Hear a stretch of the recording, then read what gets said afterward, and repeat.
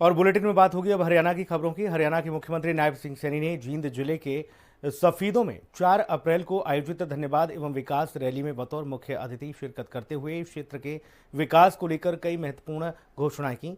अपने संबोधन में मुख्यमंत्री ने कहा कि सफीदों की धरती हरियाणा की राजनीतिक चेतना और जन विश्वास की मजबूत पहचान रही है।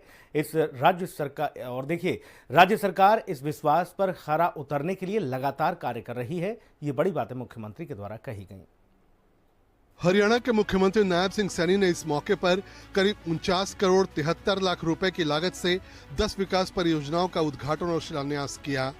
इनमें 19 करोड़ 31 लाख रुपए की लागत से 6 परियोजनाओं का उद्घाटन और 30 करोड़ 42 लाख रुपए की लागत से 4 परियोजनाओं का शिलान्यास शामिल है।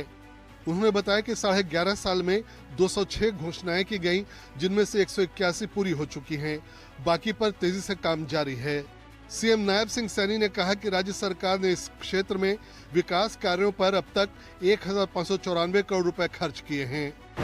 जींद जिले के 15,000 से अधिक युवाओं को सरकारी नौकरियां दी गई हैं, जो सरकार की पारदर्शी भर्ती नीति का परिणाम है। आज का युवा साथियों जाति नहीं, आज नौकरी चाहता है, धर्म नहीं, आज अवसर चाहता है। साथियों क्षेत्रवाद नहीं, आज विकास चाहता है। हमारी सरकार हर वर्ग के लिए, हर क्षेत्र के लिए बिना किसी भेदभाव के साथियों गति से काम कर रही है। आज हरियाणा में एक नई कार्य संस्कृति विकसित हुई है, जहां काम बोलता है, जहां परिणाम बोलता है। साथियों जहां जनता का विश्वास सबसे ऊपर है। रैली में मुख्यमंत्री ने कई नई परियोजनाओं की भी घोषणा की। सिवाना माल गांव में पशु अस्पताल की नई बिल्डिंग बनाई जाएगी, जबकि सफीदों में रामसर पार्क और एक आधुनिक ऑडिटोरियम का निर्माण कराया जाएगा। सिवाना माल गांव में पशु अस्पताल की कंडम बिल्डिंग की जगह नई बिल्डिंग बनाने की बात कही है। मैं इसकी घोषणा करता हूं। ये नई बिल्डिंग सिवाना माल गांव में पशु अस्पताल की बनाई जाएगी। साथियों ये भी मांग की है कि गांव खातला में पशु अस्पताल की बिल्डिंग बनाई जाए। इसकी भी मैं घोषणा करता हूं। एक ये नई बिल्डिंग यहां पर बनाई जाएगी। और गौतम जी ने सफीदों में रामसर पार्क का निर्माण ये करने की बात कही है। मैं यहां पर इसकी भी घोषणा करता हूं कि सफीदों में रामसर पार्क का निर्माण ये कराया जाएगा। छात्रों की सुविधा के लिए ई लाइब्रेरी की स्थापना की जाएगी और महात्मा ज्योतिबा फूले के नाम पर एक भव्य प्रवेश द्वार भी बनाया जाएगा। एक ऑडिटोरियम सफीदों में बनाया जाए, इसकी भी मांग रामकुमार गौतम जी ने रखी है। सफीदों में ऑडिटोरियम का निर्माण कार्य शीघ्र करवाया जाएगा, इसकी भी मैं घोषणा करता हूं। इन्होंने कहा है कि सफीदों शहर में छात्रों के लिए एक ही लाइब्रेरी स्थापित की जाए, इसकी भी मैं घोषणा करता हूं। एक ही लाइब्रेरी यहां पर बनाई जाएगी। साथियों रामकुमार गौतम जी ने सफीदों में पानीपत रोड से नगर पालिका की सीमा में महात्मा ज्योतिबा फूले के नाम से प्रवेश द्वार बनाने की बात कही है, इसकी भी मैं घोषणा करता हूं।